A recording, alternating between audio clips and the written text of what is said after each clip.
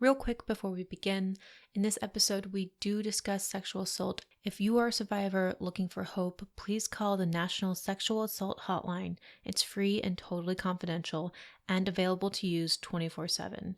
The number is 1-800-656-HOPE. That's 1-800-656-4673. On with the show.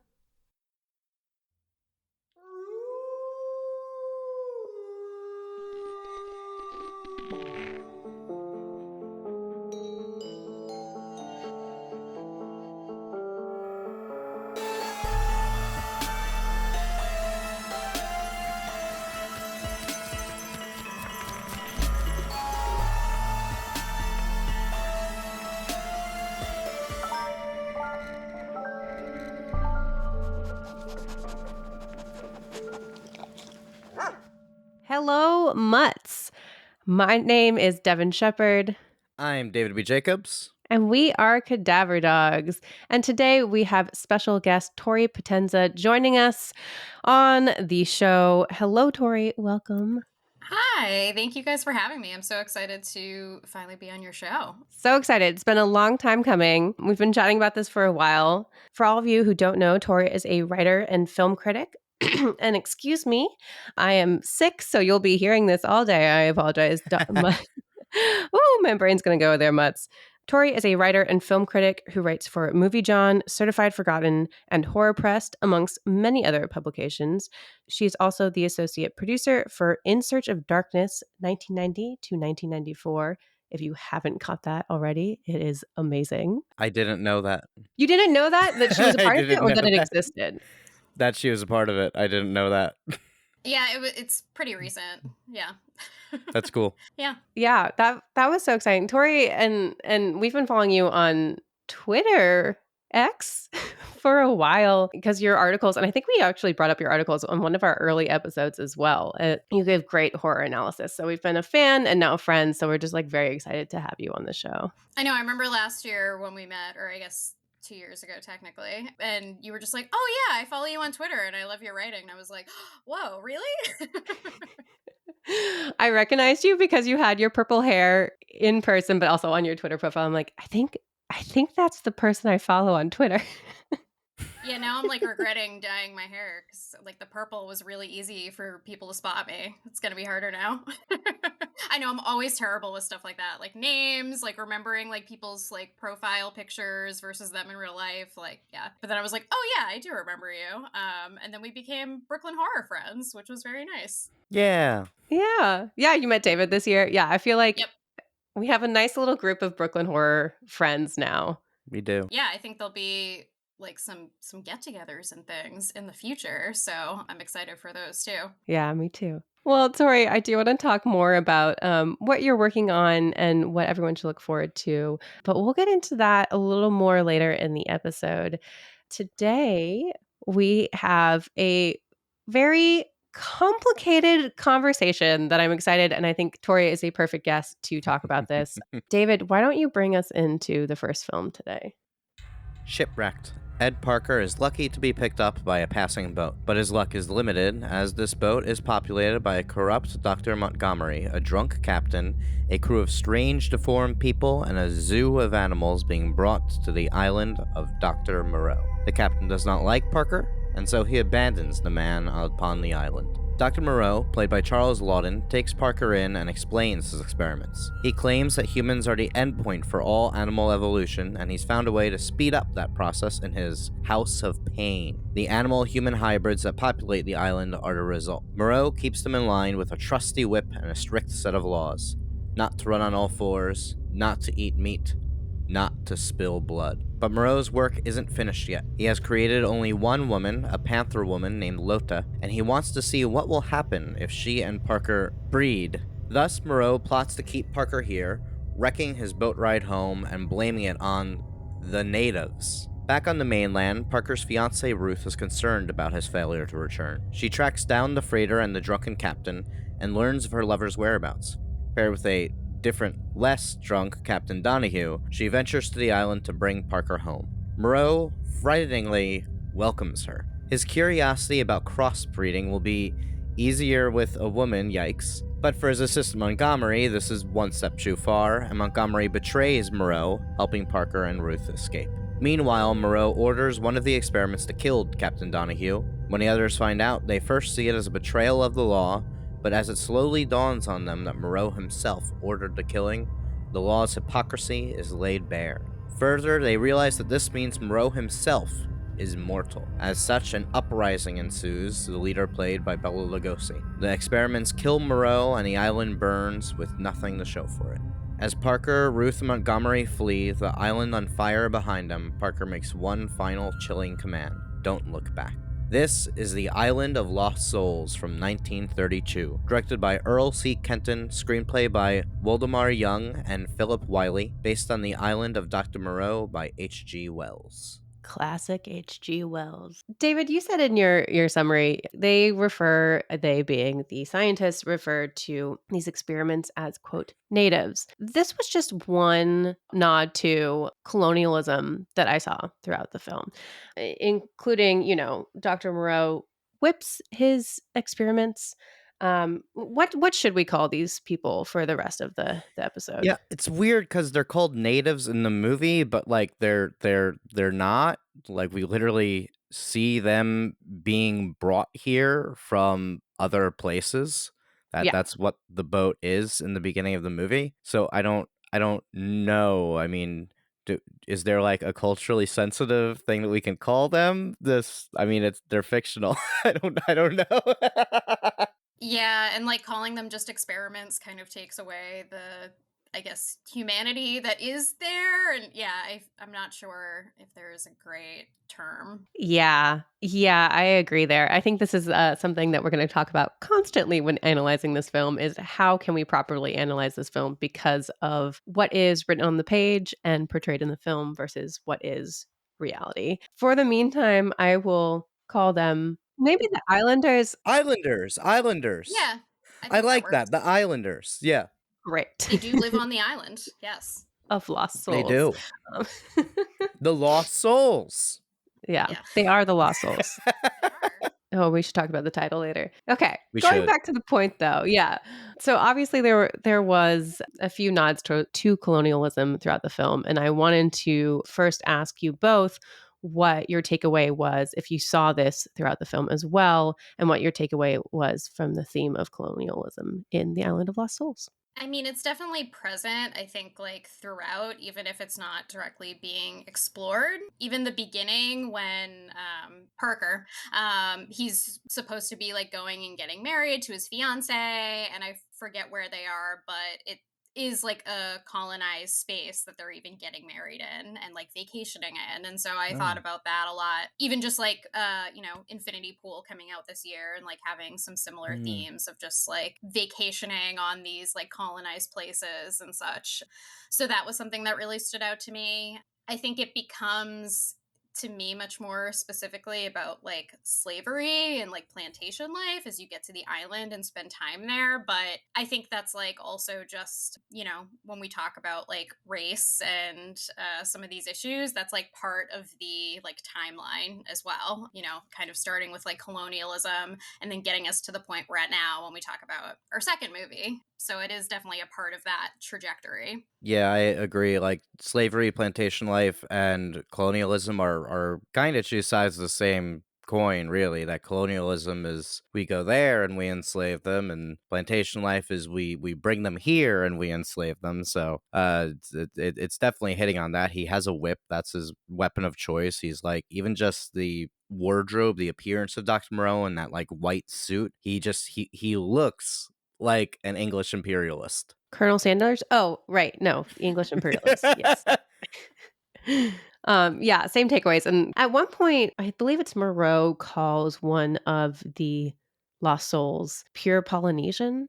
Yeah, he says that about Loda. Yes, which I thought was really interesting because to like give her a place where she is from, kind of like give her an ethnicity almost in that she is Polynesian, especially like around this time, England was still colonizing Polynesia. Yeah, it should be noted he also says that specifically because he's trying to throw off Parker. He doesn't want Parker to know that.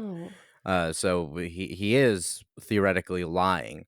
Although if I mean, she could also just be from Polynesia. Like, obviously, there are animals from all over the place. Yeah, so it's like a non-distinct kind of way of saying that she is like this exotic woman, basically. Exotic. Exactly. Mm, Yeah. It takes Um, Parker so long to put Chew and Chew together. yeah. well, does he want to He's put not very bright. together? Yeah, like he doesn't want to think of her that way. And when that comes up, he immediately is like disgusted with like himself. And, that's the one time he gets mad about Yeah. all of the horrific things that are happening on the island. Yeah. Yeah, everything keeps happening. He keeps just being like, oh, okay. Oh, you have all these experiments. Okay. Yep. Here's a woman. She's in the room with you now. Oh, okay. How are you? My name is Parker. Yeah, House of Pain, people screaming all the time. Like what are we doing? This movie's very racy, not in terms of race, but in terms of like scandalousness. It is pre-code, so as in it was not as heavily censored as later 30s films. And you can tell that if they had waited like 2 more years, they probably wouldn't have been able to make this movie because there's a lot of stuff in there. There's rape, or attempted rape. There's interracial relations are not allowed later on in the 30s. It's a lot of stuff going on. Yeah. Yeah. Could you explain real fast, David, when you describe it as pre-code, just for anyone who might not know what that means? Yeah, we've dangled doing an entire episode on this, so I won't linger on this too long. But basically, in the 1930s and 40s and 50s, and I think 60s as well, there was the Hays Code. Basically, it was a very strict code of rules that all movies released in the U.S. had to follow. So it was things like you can't depict homosexuality. Anyone who commits a crime cannot be allowed to get away with it. They have to be punished at the end of the movie. Either they get killed or they get imprisoned. Things like that. And while the Hays Code was technically introduced in 1930, it wasn't really enforced until 1930, and it was self-imposed. It was the film industry themselves adopted this to avoid getting censored by anyone else, so they censored themselves. But because this came out in 1932, that censorship wasn't yet in place, which is why this movie is able to get a lot of these really uncomfortable moments in it. It is a very disturbing movie, especially for the time period, because we're not used to seeing this time period as having such Sexually disturbing, charged yeah, film. sexually charged movies. Well, and I think it's interesting too. And I tried to find this article from like a few years ago when I was in grad school, about like racial stereotypes with women, Yep. especially in like these colonized spaces. And one of the main ones is the like sexually promiscuous and like seductive like girl, which is very clearly what Loda is like representing here. She's like scantily clad, and she, is very interested in this man who is then against his will, almost like, oh no, like I have a fiance, but like you're so sweet and lovely, which is really interesting to me. I don't know if I'd call her sexually promiscuous. She's never seen a man before aside from Moreau and Montgomery and all the people on the island. But they make a point in the movie that for some reason this is the first time that she's seen like a man who she might be attracted to, which doesn't really make any sense when you think about it, but whatever. Yeah. It's like the Tempest situation. In the Tempest, when Miranda meets the other people who come in, she immediately falls in love with one of them, and Prospero's like, well, yeah, of course. It's the first person she's met she's not related to or is Caliban. Yeah, maybe, yeah, like these like objects of temptation that they've like assigned women in these colonized spaces this like identity as. It's Yeah. like either that or they're like the elderly caring grandmother figure. It's like one of the two. There's no in between. Right. I mean, even Moreau's, the whole point of him putting her in a room with Parker is to prove that she's a full or true woman. And to him, that means she needs to have these sexual thoughts or sexual relations in order to become a full woman, which is so interesting. And I think like that idea in its own adds the perception of promiscuity Yeah. on the overall storyline, which I think feeds into that code a little bit. But it's definitely a forced perspective on the film, I believe, because ultimately what Moreau does do is he puts Loda in this position to make a choice, which is really interesting, especially around this time. And I would argue, like, obviously there's an argument of like, well, can you be forced in a position to make a choice? But he does give her some sort of freedom here, which is the point in the quote experiment. Yeah, it's also interesting thinking about the fact that she is like a panther woman. And Yeah. so there's that scene where they're sitting together and she kind of like leans into him and it does feel like a very like seductive move, but then you're also like, "Oh, but that's also like that's like a cat thing of like stretching out and leaning." And I was like, "Oh, that's kind of interesting." It's weird because it's not just that she is this panther woman, it's also that she has been very strictly sheltered and prohibited from outside contact, and she's probably only had her human quote unquote brain for they don't give a strict timeline, but not that long, I wouldn't think. So it does kind of raise the question, is she even capable of consenting? Can we even give her that? I don't want to say can we give her that agency, but can we give her like is she a fully mature woman who would be capable of that, or would it be bad for Parker to do anything with her? Yeah, that's interesting. I mean, there's probably a lot of reasons why Parker shouldn't be doing anything with her, but but yeah, maybe that is also one of them. Yeah. I mean, it's an interesting question because, Parker doesn't really try to do anything with her either. So it's like, again, there's no He kisses her.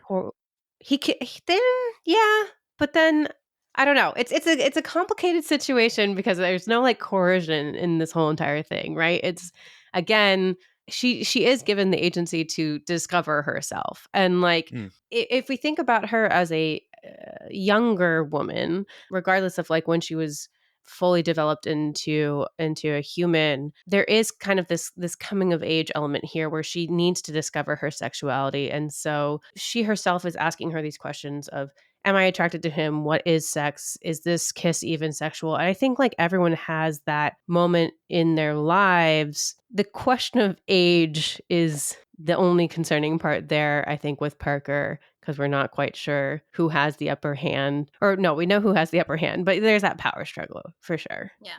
Well, and then like even like how sexual is her, like I don't know, are her thoughts or motives? Because the other part is that like he's kind of the only companion that she's had that isn't, they say, like Monroe or his like assistant who she's terrified of. So, Yep. and the other islanders who are all men and shown to be pretty aggressive at times. And so really there's like no companionship. And so he's also just the first person that she gets to spend time with on her own terms, and also probably represents like some safety, maybe potentially escape. Like a lot of these other things are going on too. That's true. Yeah, I didn't even think about it like that. Yeah, he's the potential for escape. He's the only safe thing. Yeah. Yeah. I think there's a lot to debate there. It is worth noting that Parker, even if he's really stupid for not putting two and two together, he does not seem to put two and two together. So arguably, he wouldn't have reason to doubt these things, because he's stupid. But at least on the part of Dr. Moreau and Montgomery, I mean, like it's not as though she doesn't have sex when she's a panther. Like panthers can still have sex. So it's not like the Hmm. idea of sex is new to her. I guess the idea of sex with a person is new to her. I guess the question comes down to like, does she know what sex is? Does she understand what this means? Does anyone before they start this discovery and questioning themselves, Yeah. No, like everyone needs to experiment a little bit in order to fully understand themselves and their own relationship with sex. Yeah. Yeah, and it's interesting thinking too about like, I don't know, biological urges versus like those like emotional ones that might be coming up, because also there's just so much that isn't fully explained or really, which I've never read H.G. Wells' story. I wonder if some of the like scientific elements are explained a little bit more, because there's a lot that is kind of left on the table of like what has happened to these people, like where are they in their development and like their mental state and things now that they've become humans. I don't know. Yeah, and I'm actually realizing I don't fully understand the scientific process here. So I I think I that's intentional. okay, Yeah. because so they are originally animals that then Moreau like creates into humans, but I thought there was some sort of evolution there because he Yeah. describes it that way in terms of like originally he made animals into humans and then they've evolutionized from that, Yeah, or he's like sped up the evolution process is how he Yes. describes it at one point. Like It's he says that yeah. humans are essentially like the final form of like all like beings want to eventually become human like in some way, which is also just a very interesting quick line that he drops in there that has a lot of different ideas to it. But yeah, basically he's somehow found a way to speed up this process. Yeah, it's not cosmetic surgery. It's not gene splicing to create some animal monkey hybrid, which, by the way, we have actually done in real life now. I just found that out. He doesn't necessarily know what result is going to be. Like we see all the other things. That's apparently what asparagus is going to become. So he's not steering it. It's just this is the way it is. So obviously this is not what evolution actually is. It's a complete misunderstanding of evolution, but in the world of this movie, that's what evolution is. So the movie confirms that he's right even though in the real world he's not. What's also interesting, one of the articles that I looked at said when the film was re released in 1941, the Hayes office requested that all lines suggesting that Moreau created the beast had to be cut, which oh. essentially Hmm. takes out like most of the meaning of the movie, which is like fascinating. Yeah, I'm like so interested in what that cut of the movie would even be like or what would be left. They just ignored it, I take it. I don't know if they mentioned like what happened after, but I know it was then banned, so maybe that's also why they eventually ban it too, is because they won't make those changes. Yeah, and there definitely is a various amount of edits of this film that are like floating around out there. Yeah. I think we Mm, all watched the same version, but Mhm. yeah. um I mean there's only so many that still exist, which is also something to be said about where this film was during that time and how they preserved it. So, part of the reason I was asking about the consent is that it stands out to me that Montgomery betrays Moreau over the possible assault of Ruth. And should he have done the same for Lota? Although it sounds like if you say that Lota is capable of consenting, then that logic checks out. I'm not necessarily convinced she is capable, so for me that stands out. Yeah, I mean, and specifically here talking about the scene when one of the islanders comes into Ruth's room, doesn't do anything, right? He just is in the room. They chase him off. Yeah, but with the assumption that not the assumption of the scene, the assumption of the characters that chase him off are like, "Oh, he's going to assault Ruth just by being there in the room." I mean, I think he was sent there to do that by Moreau. That was what Moreau told him to do. Well, there's also the question of because this is something that also comes up like when we talk about like the history of colonialism and like how women were portrayed, if they Yeah. even thought that assault was possible for them, like them actually like not thinking that they had autonomy over their bodies in that way, or Mhm. this idea that they were promiscuous inherently or sexual inherently, and so that was rape even possible in those situations, because that is a horrifying idea that comes up. You mean with regards to Loda? Yeah. Hmm. Yeah, okay, okay. So, like, was that something they were even thinking about with her? It's different if it's this, well off white woman, but is it the same for someone who is an islander or, a slave if we're talking about like the racial kind of connotations here? Yeah, and I mean, like, even with that, it's the opposite for the male islander versus the female islander, right? Like, while yeah, if we look at Loda having nothing about her is sexually charged and everything that happens to her, it just happens to her. That's part of like her living, like you were saying, Tori. Then the opposite is for the male islander who him just being in the room and being present in the room. And I understand, David, that Moreau did ask, but for him to do that, but the perception of the other people without the knowledge of what Moreau asked for is that, he was just in the Yeah. room with, the attempt to assault, even though he was just in the room. Then that perception is that the male islander is always sexual or always a sexual threat to any woman or any person. Yeah, that's a good point. Yeah, like, I mean, it's really hard to not see that scene and not think about, like, King Kong and, like, Hmm. some of these other interpretations of blanking on the name, Birth of a Nation, where you see a lot of that, all of these, like, sexually aggressive slaves going after white women, like, that's another idea Yep. that they just have. So, like, there's a lot of intricacies with the sex in this movie that I think are really interesting. And it is a trope that we will see throughout the rest of the 20th century. Yep. And the That 21st century, that is how certain politicians, if and I use the word loosely, have categorized certain non-white people. ah, Yeah. Yeah. Oh, fun. oh, fun. Let's talk about something even more fun. We touched on this a little bit, but I definitely want to get a little bit deeper. So, the code was not the only thing happening during this time, in regards to let's say shaping the audience's perception, not only the audience's but America's perception of sex and gender, and just humanity in general. Eugenics was a huge thing. Mm. Uh, Uh-huh. During this time. Uh-huh. And I definitely saw this reflected in Island of Lost Souls. David, I'm gonna throw it to you because I know you definitely have a point on this, but Tori, please hop in as my fever brain will not be able to properly explain the connection here. Yeah, I did a lot of eugenics research yesterday, which was it's a rabbit hole. So, for those who don't know, eugenics going back to the 19th century, you have Darwin and the origin of the species, which is the what his paper on that discusses his studies in evolution.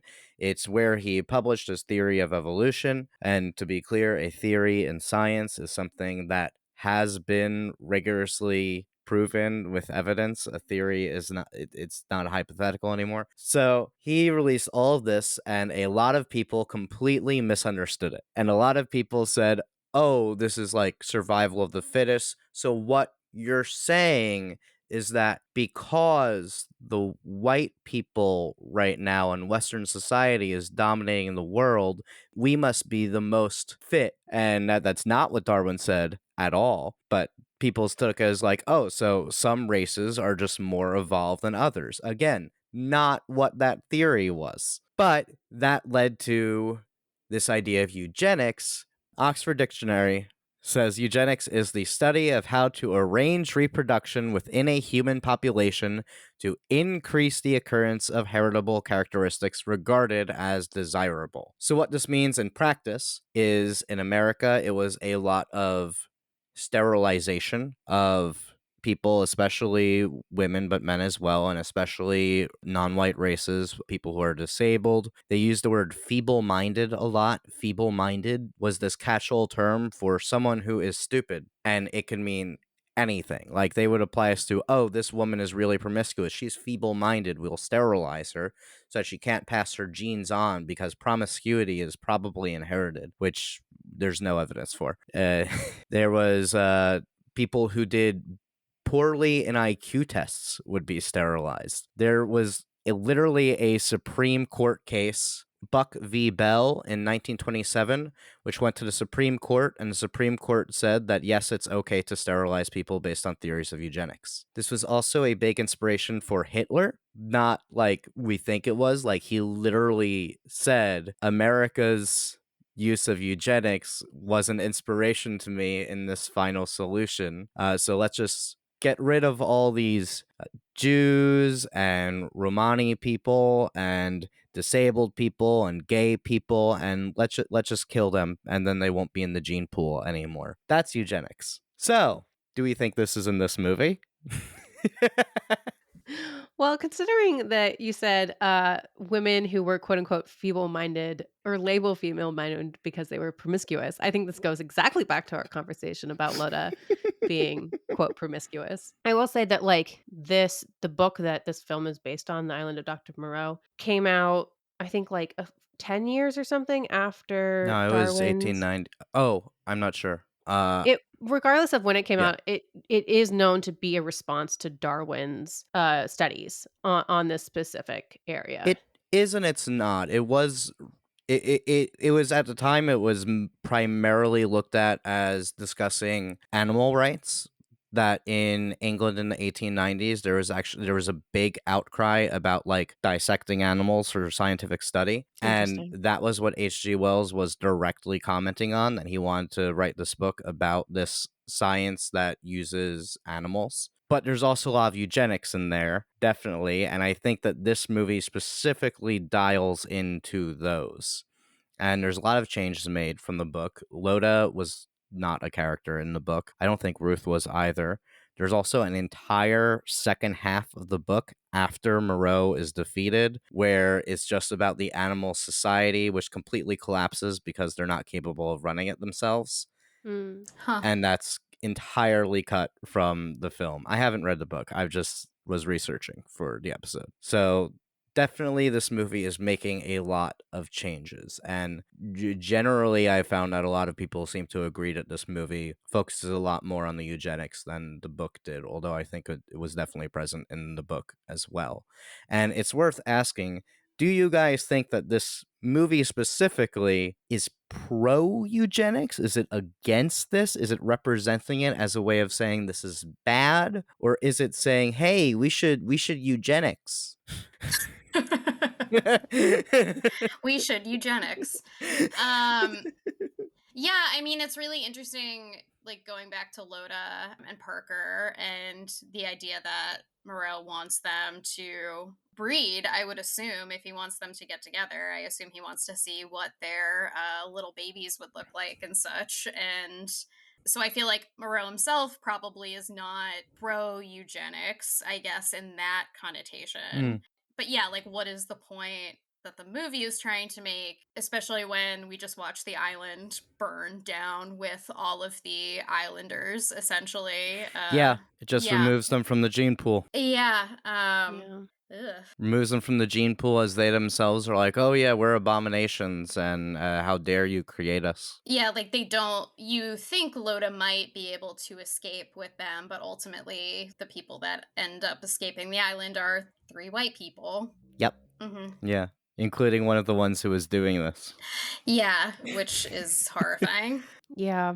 I I'm trying think to think of like a devil's advocate to it, but I agree too much with that viewing of it. I think it's also relevant that, as we mentioned earlier, although evolution does not work in the way that the movie describes, the movie is clearly showing us that humanity is the endpoint of evolution, which is a eugenics argument and Yeah. is pseudoscience. It's debunked. Although at the time that this came out, it was really popular science. It was extremely popular. Everyone thought, not everyone thought this. A lot of people thought this. It was considered legitimate, and people were making laws based around this idea. So And continued to be popular. yeah. Some say it, I mean it's still popular in many circles now. I mean, the Kennedys were pro eugenics. that's not surprising to me. Yeah. That's Yep. unfortunate, but it's not surprising.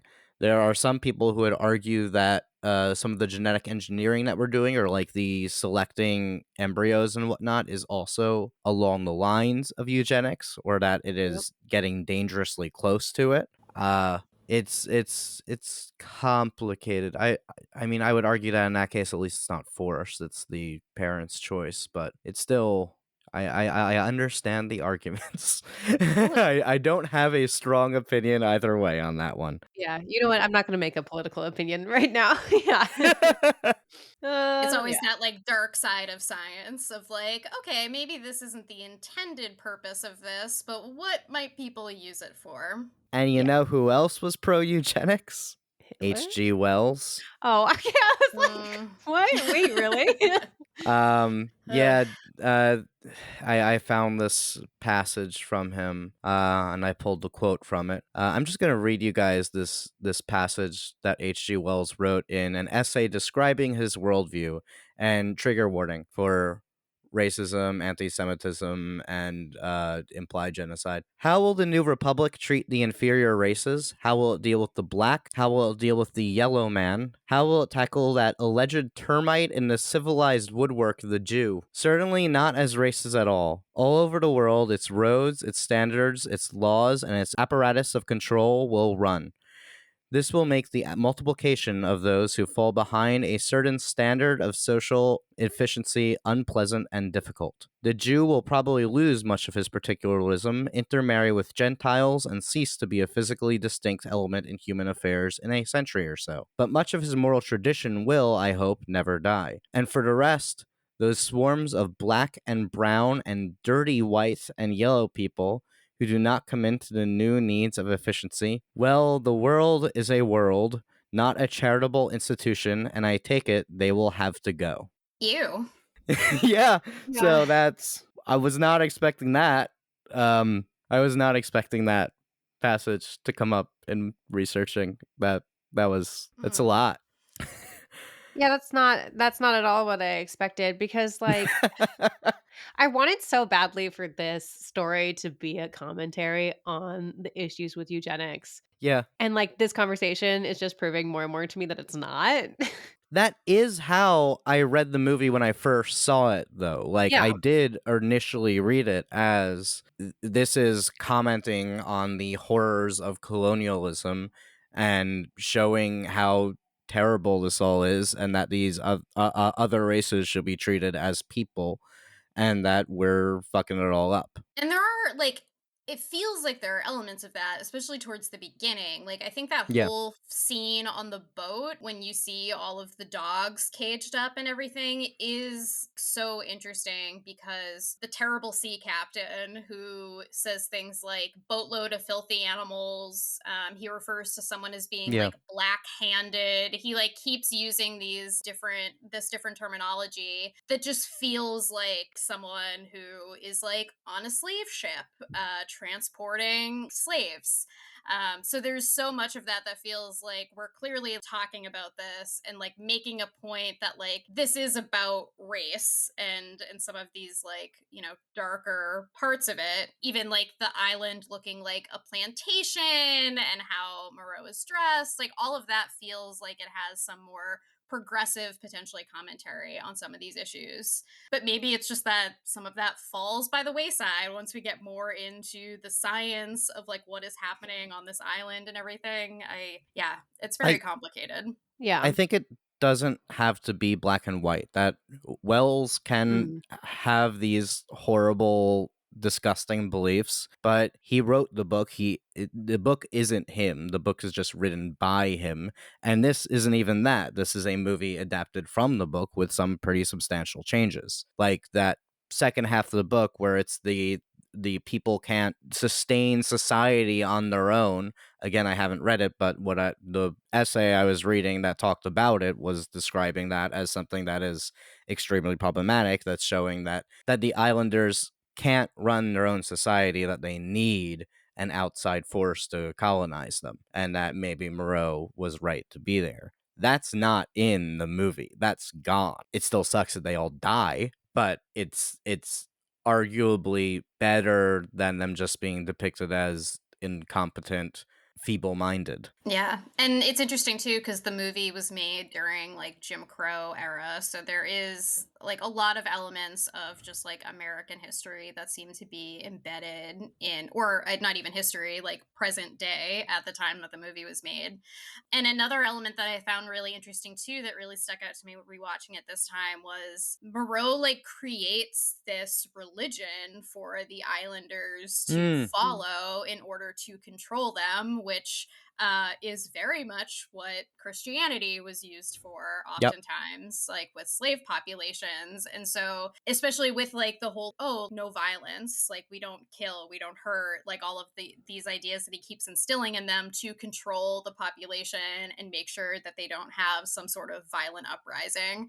Yeah, this movie is so interesting to talk about. There is like I a lot know. going on. Oh man. Yeah. And with that too, I mean, the creation of the religion, he himself puts himself in the position of God, therefore, in that Yes. sense, right? And something I think this movie clearly connects with is the Frankenstein genre of monster creation god. Specifically, I mean, we see it in every horror sci-fi, right? It's I create you, and therefore, who is the monster and who is the man? That question is very present throughout this film in terms of Moreau. And then also like humans playing God. Should that be seen as how should we read that? I think that is the one thing that I see in this film that is a little less bad is that Yeah. because Moreau is playing God, he is more of a villain, but that we shouldn't be doing that as much. The Frankenstein comparison, I think, definitely highlights more of a con eugenics argument that, Yeah. like, again, in Frankenstein, we sympathize with the monster, that the monster isn't Frankenstein, but really Frankenstein is the monster, and his creation is like just some dude who's like, what the fuck? Why does everyone hate me? What did I ever do? And it also gets into this fear of science to a large extent, which, like, if we want to talk about the fear of science or even just of science being used poorly, then that also gets into maybe we should not eugenics. Which we shouldn't, because, Not like, what eugenics. happens right after this movie is fucking Hitler. So that's definitely not eugenics, please. um, yeah, it's possible that the movie wasn't trying to be critical of eugenics, but wound up incidentally being that sort of in hindsight, Mm. because it, like, that could be our modern lenses approaching it, and like we know what happened next, and we know with a lot more certainty now that this evolution is complete pseudoscience and bullshit, and so it could be the modern lens.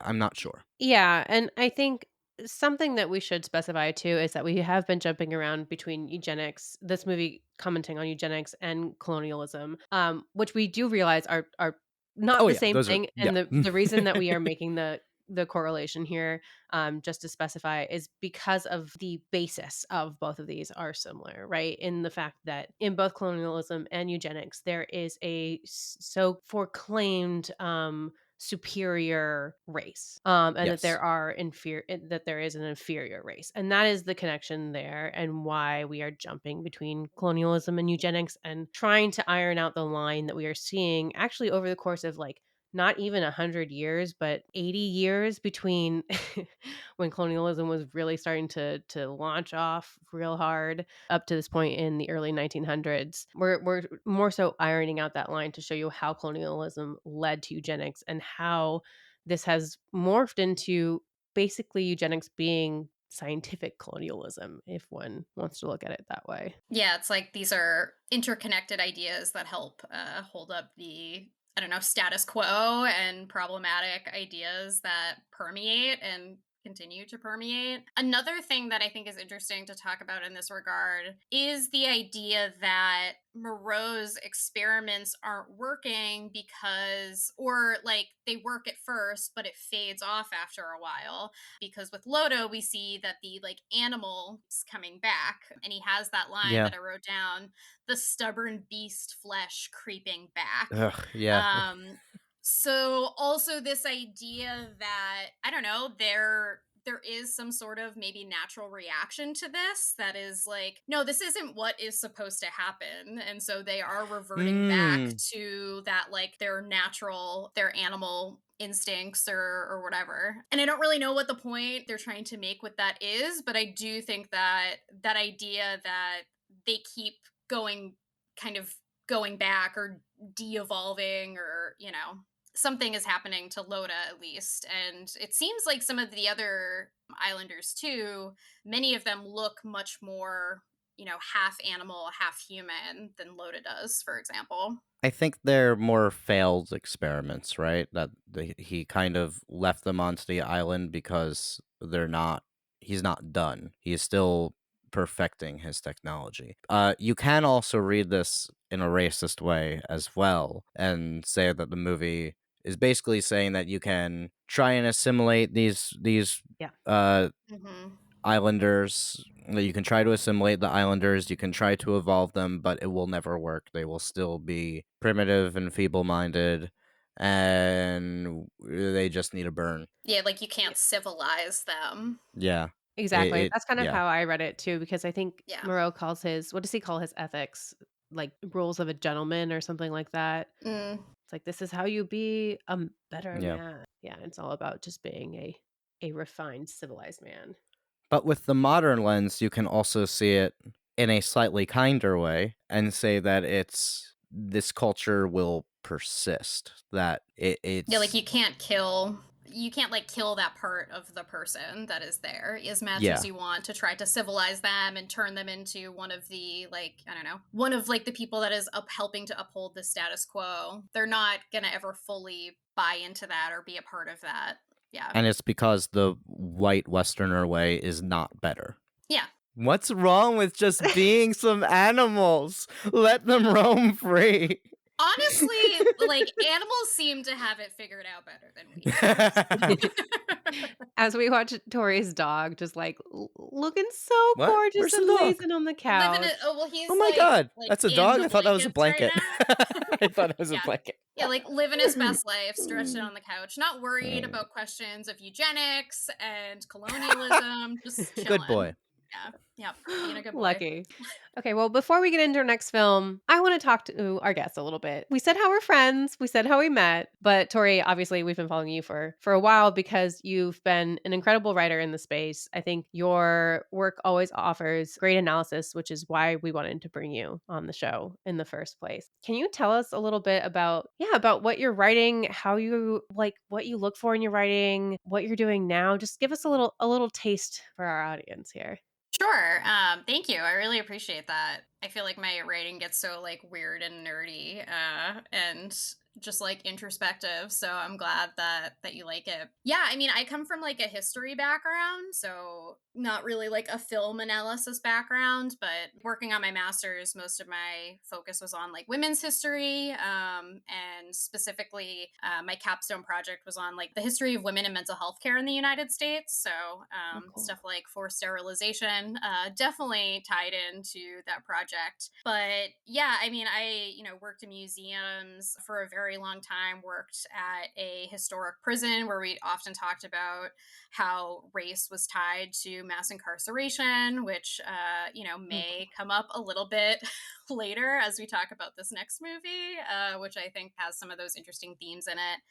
But yeah, I mean, I get really into like nerdy philosophical stuff. Like I love Carl Jung and like the collective unconscious. And so I get like into some real nerdy philosophical headspaces when I'm talking about a lot of things. But like my first like analysis piece was my series on David Cronenberg's work and sex and gender themes in his movies. And so I'm trying to finish up that series hopefully this year, because I want to start writing a book on David Cronenberg and Ooh. these different themes in his movies, because he is my favorite. He's my guy. Also because he's like lofty and philosophical in a lot of his work, so I'm just kind of drawn to that.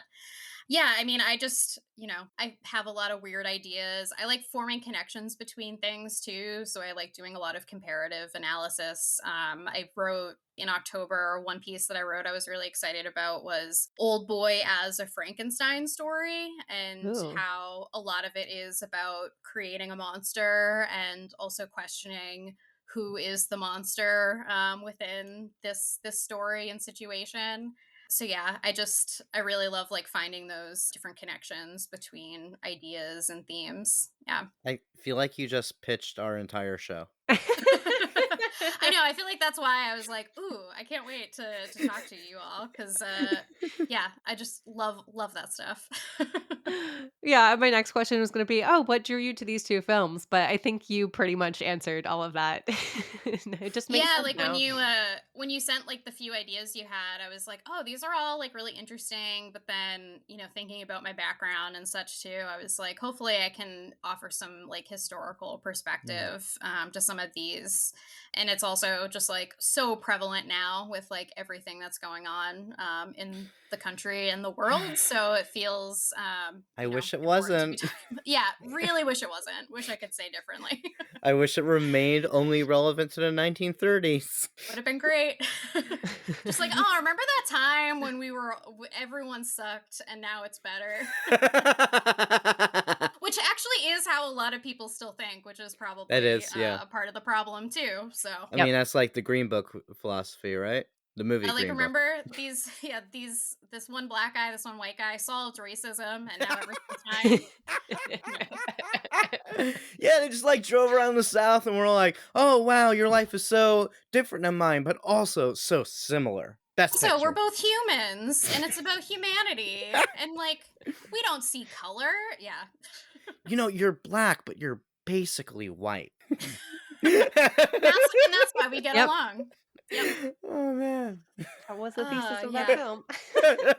Yeah. Oscar winning. Mahershala Ali deserves his Oscar. He was excellent. Yeah. Back to non-realistic horror. The horrors. The horrors. Are you excited about Cronenberg's new film? I saw that they released a picture. Yeah, I'm very excited. I loved Crimes of the Future. I thought it was really great, and I really loved writing about that one recently.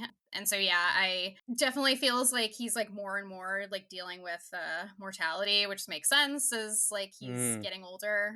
And his daughter even directed that short film, like The Death of David Cronenberg. So it just seems Oh, I thought like he something directed that. is. His daughter Is directed it? that. Yeah, I think it's his daughter directed it, or Okay. maybe she's in it. I believe you. I can't remember.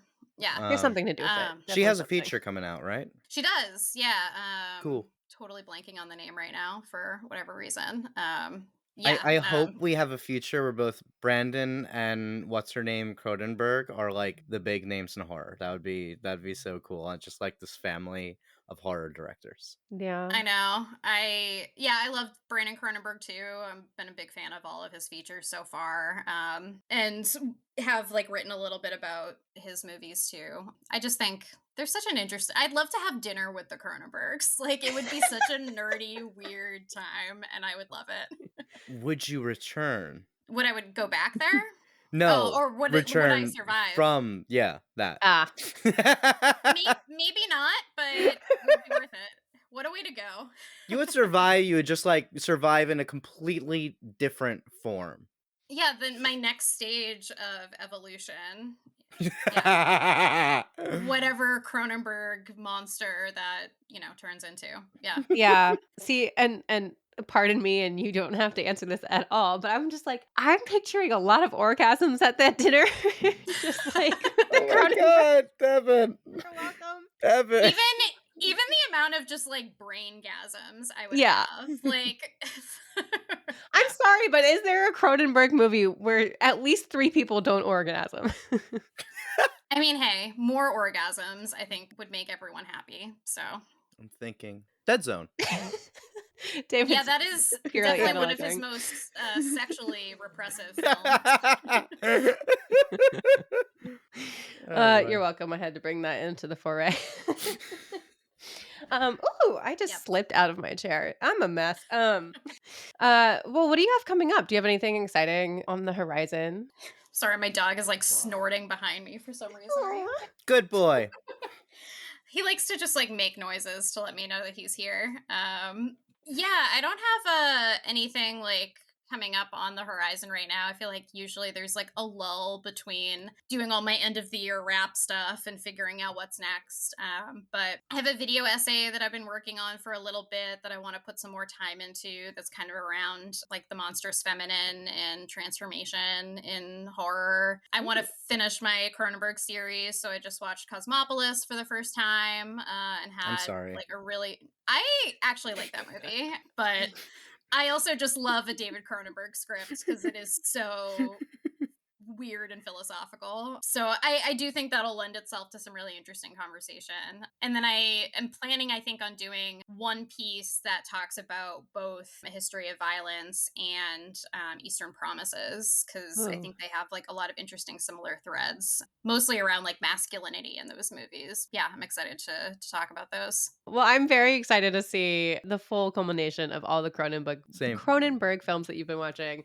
I've always loved him, but I've gotten deeper and deeper into him over the past few years. So definitely excited to see what else you write about him for when that comes out, and for everything else that Tori is doing that is upcoming. Where can people find you and follow you? And then we'll also put this in the description for you guys, but Tori. Yeah, I'm the Neon Banshee on Twitter/X, Instagram, and Blue Sky if people are still doing that. And then just Tori Potenza on Letterboxd if you want to find me there, because you'll get to see all the weird stuff I'm watching and all of these strange lists that it inspires. Oh, that's so good. We need more people to advertise their letterbox, especially on this show, I think. It's important.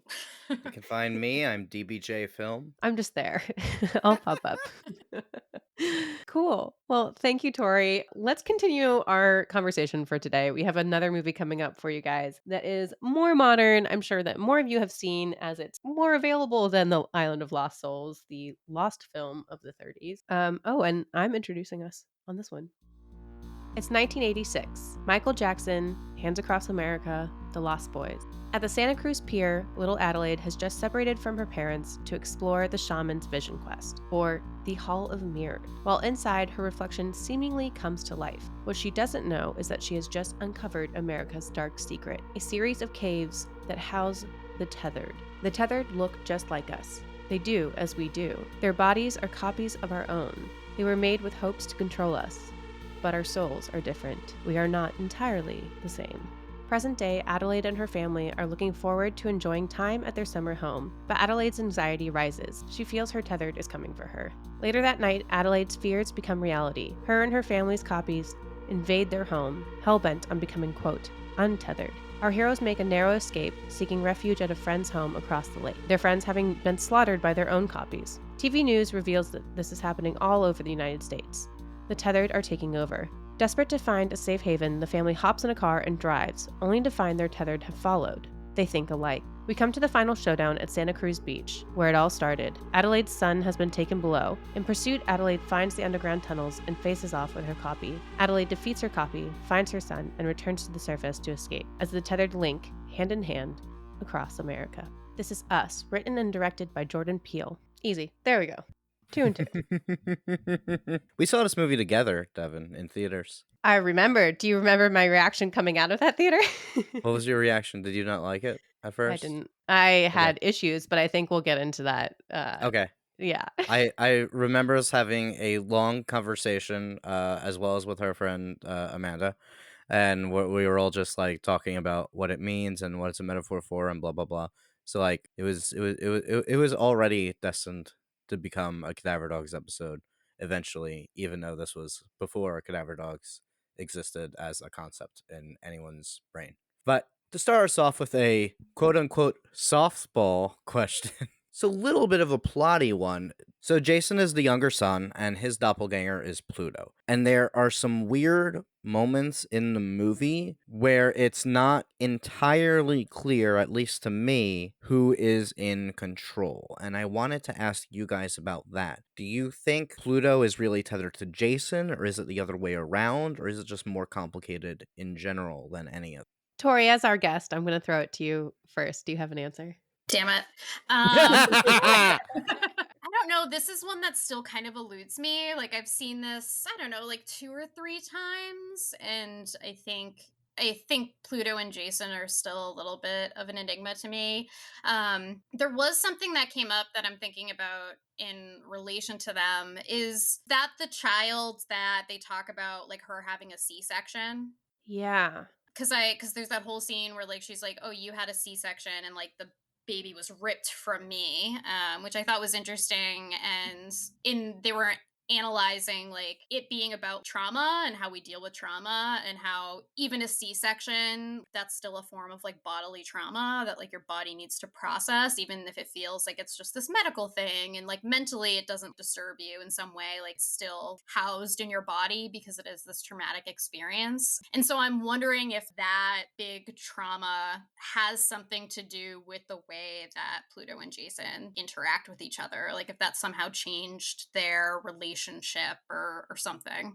That's interesting. Yeah, that is interesting because I think either way they paint both Jason and Pluto in this light of there is a they're different from the rest of the family, right? Like, they kind Yeah. of baby Jason in the above ground family, and Red, Adelaide's tethered copy, describes Pluto as kind of like a problem child. I mean, he walks on all fours. They are very Yeah. clearly different from the rest of the family. So I think, yeah, that's interesting that you bring up this trauma, because not only is it a trauma for the mother, but also very much for the baby as well, right? When they're born in this quote unquote unnaturalistic way. Yeah, I that's an interesting poll. And then to bring it back to like, yeah, who's controlled by who? There are moments when like the above control the below and the below control the above, and it doesn't always make sense. Mm. Specifically talking of the moment where they defeat Pluto, when Jason realizes I have control over this other being, lifts up his hands and walks backwards. And then Pluto does the same and walks backwards into the Yes. fire, showing that Pluto has no control whatsoever, because if he did, he wouldn't have backed into the fire and killed himself, right? Supposedly. But at no other point in this film do we see them specifically mirroring each other's movements except in the flashback. They do in the closet as well. There's, I'm blanking on these specific movements, but when Jason and Pluto are playing in the closet, they seem to be mirroring each other there as well. Like one takes off the mask, the other takes off the mask, and so Mm, forth. But even in that scene, I felt like it was unclear which one was controlling which. Regardless, something I was looking at is how Jason loves masks and he's always wearing masks. And then mhm. Pluto literally has a masked face. And that to me almost reads like something where that might have been Pluto originating, that because he has this burned face, he starts wearing this mask at all times, and now Jason likes masks. So you can also bring this back to, we'll get more into the Red Adelaide twist later, but the fact that they switch places shows that even for her, it is flexible which one's controlling which. But it Yeah. also means that both Pluto and Jason are half surface, half tethered. Even like the like visualizing, like when I think of tethered, it feels like it could go either way, like one could pull the other. And with them it's interesting too because they're both younger, and so Mm. I also was thinking about, I don't know, this idea of like learned behavior and what comes naturally, because Oh. at the beginning too, it also feels like they're the only ones that don't immediately like hate each other, I guess, or like want to fight each other. Like they almost have more of a curiosity about each other than the others do, which I think is something that is more childlike and kind of dies off as we get Yeah. older, is just those like natural, like curious reactions. And I'm wondering if, as you know, as the story progresses, maybe Jason takes control because he is like becoming more of an adult and dealing with this like traumatic situation, and so like is growing out of that childlike curiosity into this adult that can make these decisions and think in this way. It's like the capitalism and classism kind of elements that start becoming part of his behavior. Yeah, I love that read. In terms of like relating Jason's coming of age and becoming an adult with classism, capitalism stuff, I mean, let's look at his father figure, right? His father, Gabe, is kind of this epitome of obsessing over possessions, right? Like he is really into his boat. He just wants to have a boat. He complains that, like, we have this summer home and we never use it. It seems like he's always talking about wanting to one up himself, which is, very much a capitalistic personality, I think, is or a result of capitalistic personality, is this materialistic view of the world and wanting to get ahead.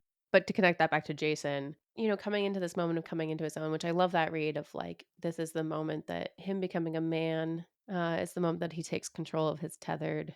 He's kind of seeing a value in his life when he becomes an adult, right? Now, I do question, though, if the value of his life is the same as his father's value, which is more about stuff and status. We get all these moments leading up to the moment that Jason decides to back Pluto into the fire, where he's really looking at his family. There's a beautiful moment in the car when they're driving and they hold on Jason looking up at his sister. And for a moment, I was like, is his sister the tethered? Is he like questioning if she's real or not? But I think it's really just Jason figuring out that he loves his family and that, this is the value. He's found value in something that he needs to protect. Kind of like, yeah, the man figuring out his worth, the human figuring out their point in life.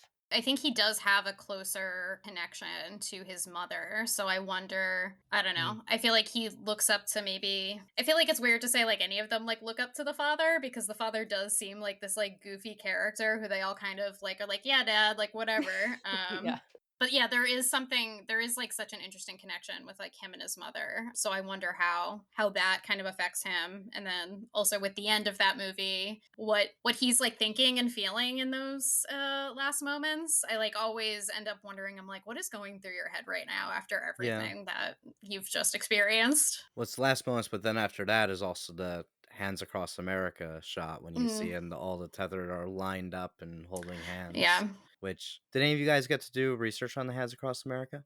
Just that it was a very performative way to try to handle the huge, issues that we have in our country, but not actually handling them in any sort of meaningful, impactful way. Yeah, basically that.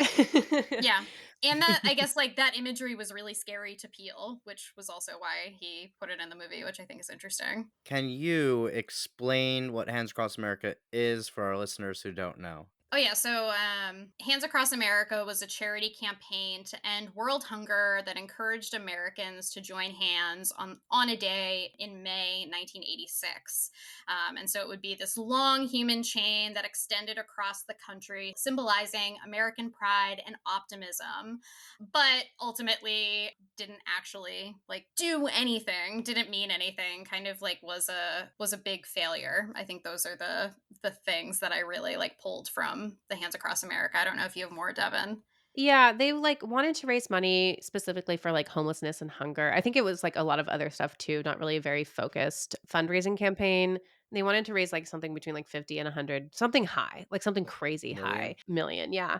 Ended up raising, I think, like, 30 million. So no matter what the actual numbers 15. are, did not reach their goal. 15, thank you. Don't trust my numbers. This is pulling out of research that I did weeks ago. But, yes, ultimately it was a failure, but the whole thing about it was this marketing campaign, right? Was the lead up of this. They spent like 9 months to a year on creating this marketing campaign, very much like the We Are the World campaign that came right before it. They created songs, they got celebrities involved, nowhere near as famous as the ones for We Are the World, but it was such a huge pop culture moment that we saw for a full year, which I can see very much why it resonated with the character of Adelaide at that time. You're pulling out of the Hands Across America meant to be a symbolism of what did you say specifically? Hope and Like pride in American America. Pride.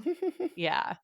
Is such an interesting relation to bring that back for this specifically. And if we're looking at it in the world of the tethered, obviously her character has been obsessing over this thing that was burned into her brain for all of 1985 and 86. And then to come up to the surface and be like showing their pride in the same way, the tethered's pride in the same way is such a beautiful image, in my opinion. And also a terrifying image that it's an easy way to see how many of them there are. Mm. Because also kind of highlighting how the tethered were not included in that. Well, actually, I kind of wonder if they were. Do you think, like, they've got to do everything that the people on the surface do? So did they do like Hands Across America underground as well? Like, I don't know. I have so many if problems with this. Ronald Reagan in the real world was part of Hands Across America, so did the tethered Ronald Reagan join hands with Nancy Reagan and Oh some my random god. person as well? The thought of a tethered Reagan. Oh god. Oh my god. Oh, that's nightmares. Okay, I need an artist out there to create a tethered Reagan and Nancy Reagan holding hands. I need that image.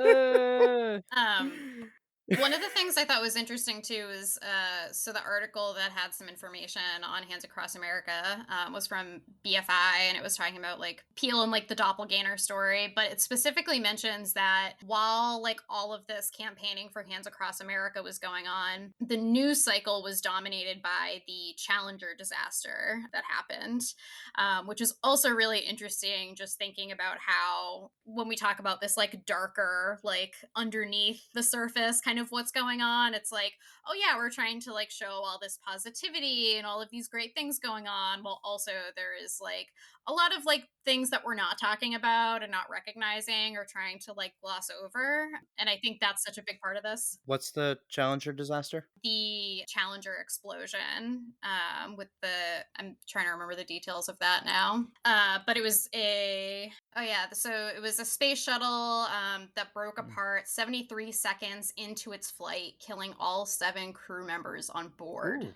And there Yeah. were like civilian astronauts on that one, like the Yeah. teacher. Oh Yeah. shit. So that's why it was Yeah. really dark, because they were like 1980s space race of, we can send people out into space who, are not Yeah. trained astronauts, and giving this hope to the world. That was like meant to be the Challenger. And then, And spending all of this money to send people to space yeah. while not paying attention to all of these terrible things that are going on in our country, which is like, Oh, so just all of Reagan's Yeah. administration. yeah. Yeah.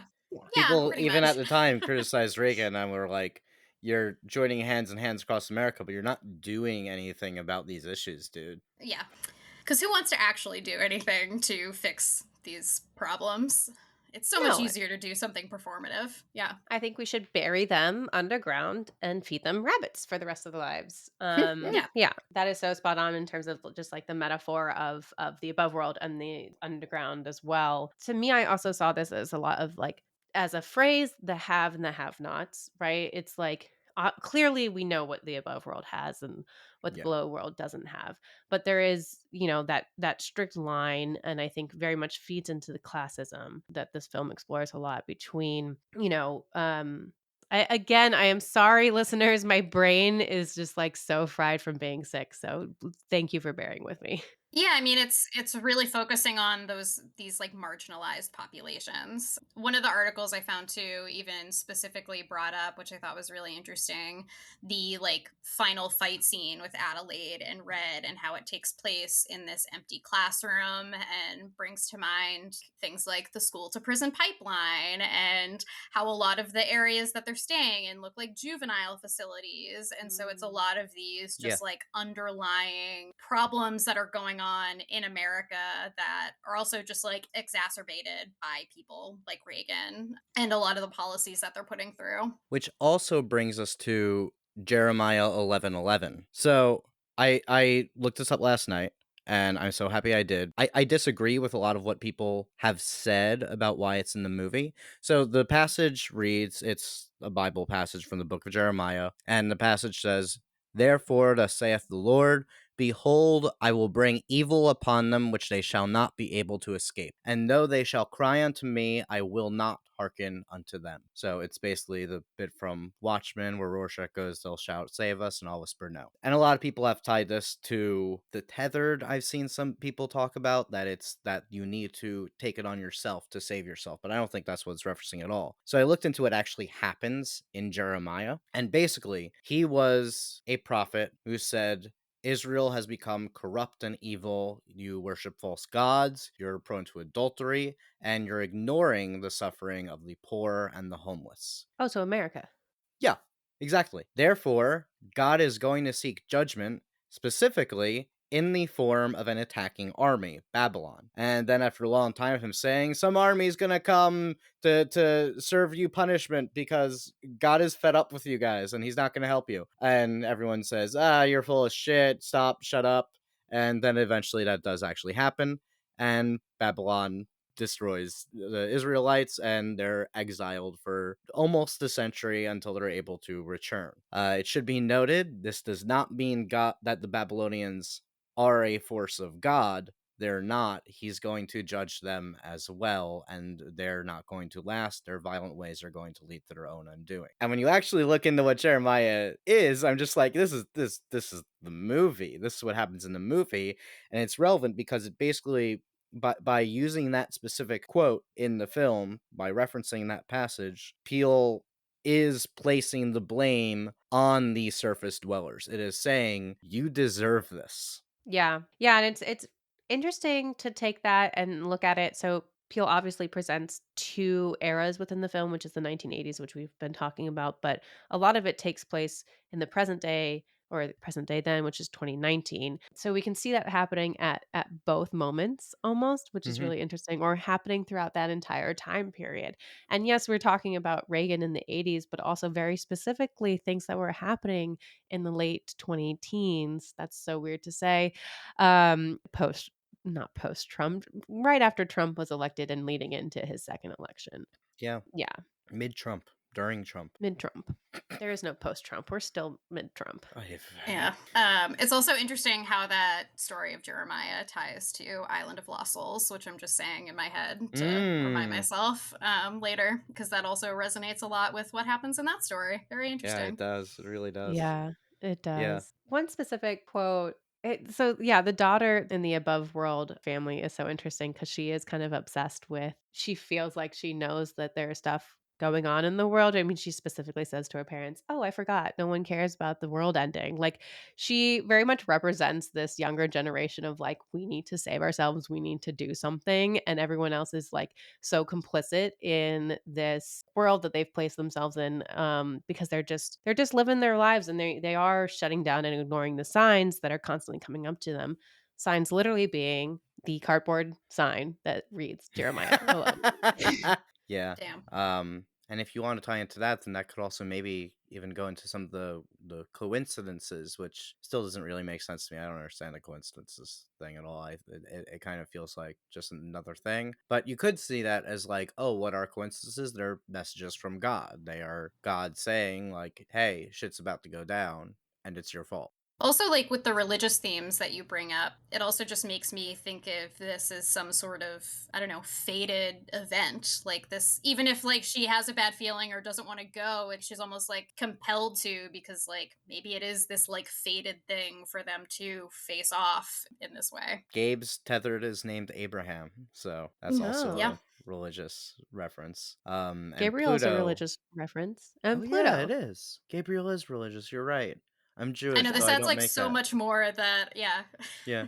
But not to linger too long on religion though, because also we've been talking a lot about the wealth and the privilege of the family, but there is the thing that we've been sort of dodging, and I just want to ask. Obviously, this isn't just a wealthy family, it is a black family. And do we think, because you can read this movie where it's just incidental, where they were all cast as black, but like no one ever references race explicitly throughout the film. Is race actually a theme, or is it just incidental in the casting? Or if we do a racial reading of this movie, is that just because Jordan Peele directed Get Out, or is it actually part of this text? I would say when looking at it through that lens, there is definitely a message being said. I'm white, so this is like, yeah, I'm Yeah. just putting just to clarify that. But I think this can be read simply like, no, it doesn't have anything to add to it. This is simply a black family, as it could be interchanged with anybody else, which I think it could be.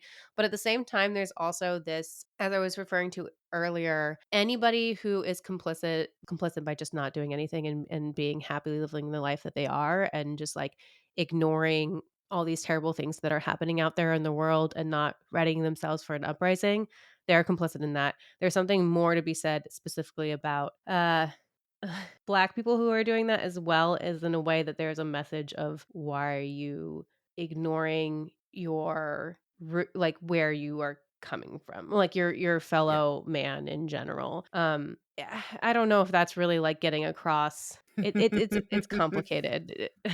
Yeah, I mean, one thing for me is that just simply like if the tethered are representing marginalized populations, then like race is definitely a factor in that. But that means like all marginalized populations as well. So there's like a lot of other people included in there.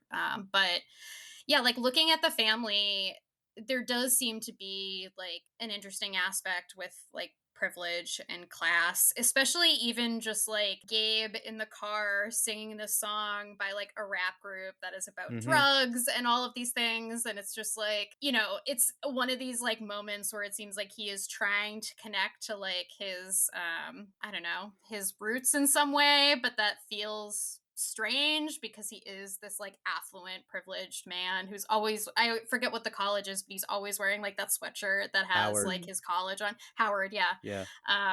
And there's, I guess, again, white, I'm a white person, but there is also like a guilt that comes with privilege sometimes. I think especially when we talk about like a marginalized family or individual who has moved upwards more than like, their ancestors have, or maybe other people they know have. So there is definitely something to be said about that, and just how that plays a role in their identity, whether they think about it or not. Yeah, thank Yeah. you for saying that a lot more eloquently than myself. Um, but Well, you're sick, Devin, so it's I'm okay. sick. That we'll blame that. Yeah. But you brought up code switching, which we see Gabe do several times throughout the Yeah. Mhm. film. And I think the conversations that happen around code switching, in terms of like people criticizing people who code switch because it shows like you assimilate differently to the people that you are talking to. And so I think that kind of plays into that compliance that I was talking to earlier, right? Yeah. Which, thank you for putting the name on it, because I completely forgot the name Yes. for code switching. And we see it like when Gabe is going to confront the Tether for the first time before he knows what they are. And at first he comes out and he's like, "Oh yeah, or can I help you? What's going on?" And then when he goes out the second time, he code switches into a more, what's the word? A stereotypical behavior that is not how he has been characterized up until that point. I'm like, is that the right way to Well, and say that? but he plays into it. It's interesting. He chooses, Yeah. he's like, "I wanna be threatening right now, and so what is a Mhm. way that I feel like I can play into this stereotype that is Yeah. not an accurate stereotype?" Also, That just Winston Duke's acting in that moment is Oh like, my mwah, god. so good. He's fantastic. Yep. Yeah, I mean, to me, it's like you get this argument with Night of the Living Dead all the time, where people, it's really easy to read Night of the Living Dead as a racial commentary, and I think it's racial commentary, and I feel like most literature about it nowadays treats it like a racial commentary, at least to some extent. But you also see a lot of people arguing like it's really not, that it was just a black man was cast, his race is never mentioned in the script, and all of these same arguments can be applied to us, except I Mhm. think in us it's even more a part of the script, even if it's not directly referenced. It's like you said, he's wearing a Howard shirt. Howard is known as the Ivy League school that is, I don't know that much about it, but HBCU. it's heavily black attending universities. Is it exclusively black or just heavily black? Historically, I'm not black is an sure. HBCU. Historically black. Okay. Yeah. Yeah, and the fact that they chose to give him a Howard shirt instead of a Harvard shirt or a Yale shirt tells you that it is relevant that he is a black man. This is part of his identity. You even get this entire idea we were saying about how Adelaide senses that something is happening, that she has some connection to the tethered. You can say that, well, the entire family has a connection to the oppressed people, because in other situations black people are historically oppressed, and it's like an intentional juxtaposition that in the wealthy society no one comments on race anymore. So it's like race doesn't exist for the wealthy, but it still does for the tether, Mm. I guess. Does that make sense? Yeah. No, and interesting, because as you're bringing this up too, it's making me think of like racial passing. Yes. And Yeah. I think we can see that specifically in the Red and Adelaide character. I mean, so present day Adelaide comes up to the surface world and she quote unquote passes for a surface dweller. Yes. Mm. I don't know if I have much more to say on it. Yeah. And I mean, like, thinking about Peel too, because it came up in like one of the articles I looked up, is that he's mixed race. His father was black, but he like didn't. It seems like he didn't really know his father or grew up with him, and his mother was white, and raised Huh. him on the Upper West Side. And so, he was in that way, at least like in the family unit, socialized by like a white woman.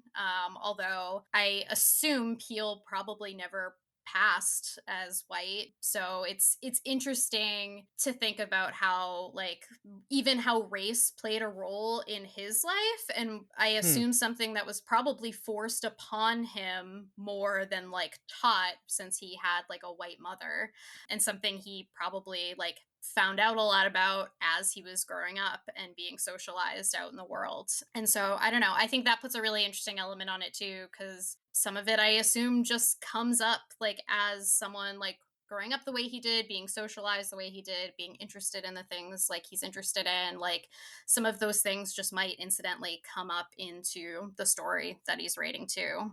Yeah.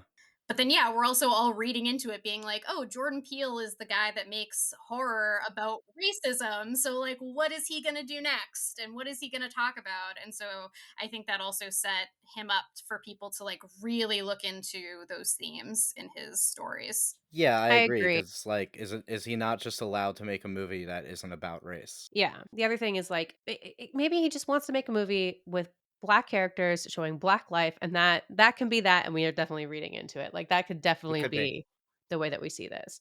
Like we should see more characters wearing a Howard University Yeah. sweatshirt. Like we should see more characters doing this and this and this. Like, and this is just portraying black life, and this is just something that we don't always have the opportunity to see in cinema, and so Yeah. therefore we see it as unique and therefore are reading into it a little bit more. And again, we are all white people. So we Yeah. please, listeners, let us know your thoughts. Tweet at us, message us on Instagram, whatever. Let us know how you feel about this. I hope we have some listeners who are not white. What do you think? Did we do a good job? Are we completely off base?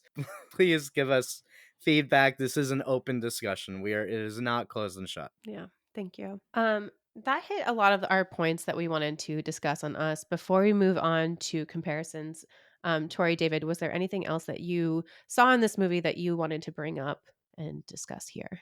Um, Not so much tied to, I guess, like our discussion around some of these social themes. I do think there's like some interesting ideas because I'm interested in like Carl Jung and like Freud and things like that, like talking about like our darker selves, these like Hmm. hidden parts of ourselves. I think there are elements of that that are also a part of this story that I think are interesting and might actually lend itself to some discussion when we like get into our comparison of these two. Yeah, I think because the last thing I see that we kind of touched on, but not fully, is the relevance of the Red Adelaide twist, and do we blame Adelaide? But in the comps, we have who are the villains and blah blah blah. So I think that that will tie in there pretty nicely. Yeah.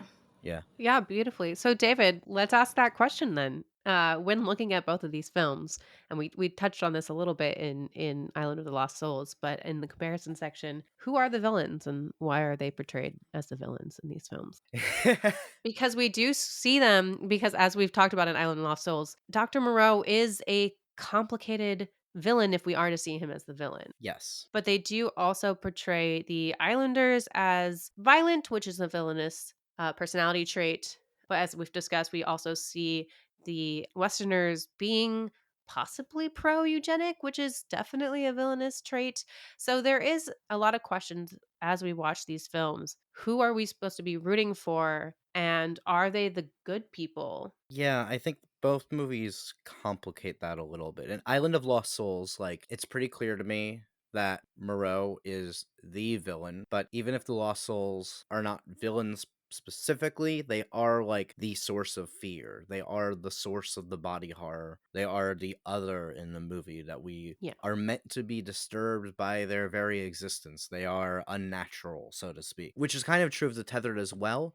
I want to say in us, like, we're given this kind of stupid explanation at the end of the movie of everything that's going on, and it's talking about how like they were created by scientists and like World War II era and all that stuff. But like, how the fuck does anyone know that? Like, Red tells us this. How does Red know? Like, I don't buy the explanation that she gives. I don't think she knows. I think she's spitting out her ass and is just making stuff up that she assumed, which she even says, I believe. Like, that's how that whole monologue begins. I'm like, okay, well, you believe that, but that doesn't mean it's true.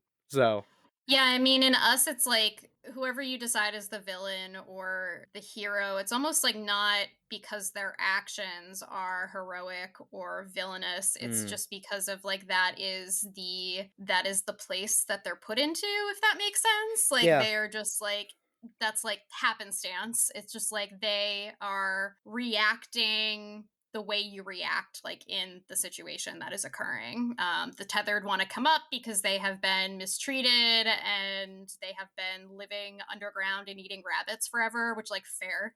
I would also not want to be in that situation. And then, like we are also put in a position where I think we are supposed to like feel that Adelaide and her family are the protagonist, and Yes. what is happening to them in the world is horrific. Is that because they are good people that do the right things, or just because that is the situation that they are put into? That's their circumstance in life. Yeah, protagonist and antagonist is not necessarily synonymous with hero and villain is an important thing here. Yeah. Yeah, and I would argue in us, the quote villain we never see and is never named. Red Yeah. says they put us down here, and it is very clear that, someone did. They've built escalators, they've built a whole system. Someone feeds them, someone still gives them Yeah. rabbits, I assume. Like someone's gotta know that they're down there. Otherwise it wouldn't look the way that it does. Ronald Reagan. It's probably Ronald Reagan. The villain of It's always history. Ronald Reagan. He's holding hands, and his tethered is also doing that. And then he's like, "Here you go, tethered. Take some rabbits." Yeah. Ugh. And like, I think one of the big questions is too, if Adelaide and Red never switch places, how would they act? Like what Mm, would Yeah, happen years later in this situation? Would Adelaide, down below create an army somehow and like revolt still? yeah. very fact that they're able to rise up implies that their tethering is not absolute.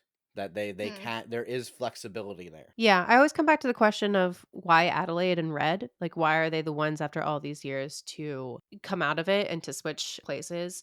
Mm. And to go back to your question, Tori, like, yeah, I think there's something about them that, yes, I do believe that they would be doing this even if there wasn't a split world between them. I mean, looking at present day Adelaide, let's look at her as a child who was Red, who was the tethered. In this moment, she leads her tethered to this terrifying place and they meet. And there is a violent act where she what we can assume like grabs or takes over the child and pushes her or does something with her and puts her into the underground. Like there's something that oh no, we do get it. We do get it. She ties her to the bed. Yeah.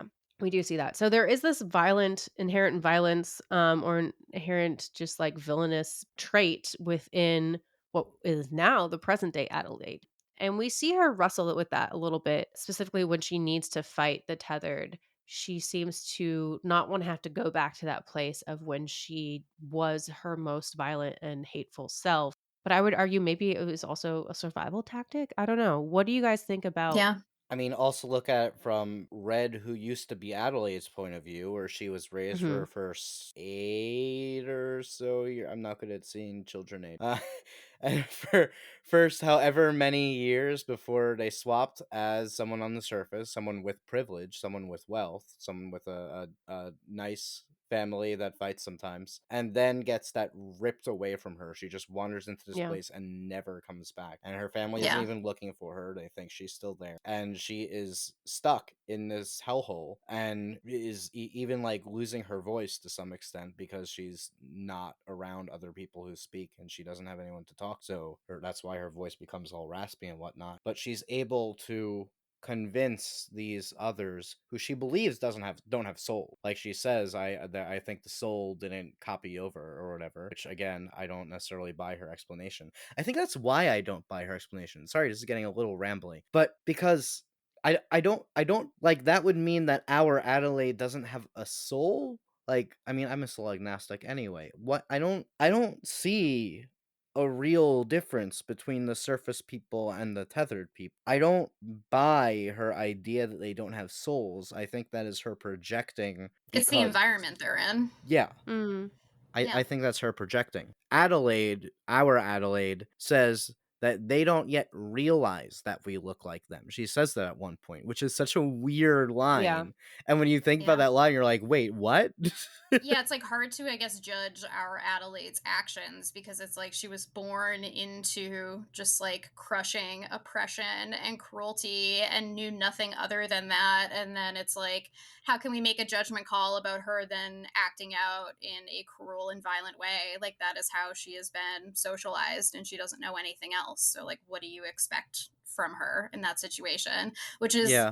similar to the other tethered as well. Like, how do you expect them to act differently when they've never experienced anything differently? Yeah. Well, it's interesting that you say it because, I mean, comparing it back to what we had discussed in Island of Lost Souls, it then kind of ties into what we were talking about of the enslaved people when, colonizers came over and they're like, "Oh, we'll civilize you." And then they had this idea of like, "Oh, but can they ever really be civilized?" It comes into this fact of, oh, can someone actually really ever change, or are they always going to revert back to how they grew up and what they were born into, similar of the islanders reverting back to their animalistic nature. Yeah, both movies are kind of arguing it's systemic. And Yeah. here's a weird thing. So I mentioned briefly earlier how with eugenics, sometimes they would also sterilize people who had low IQs.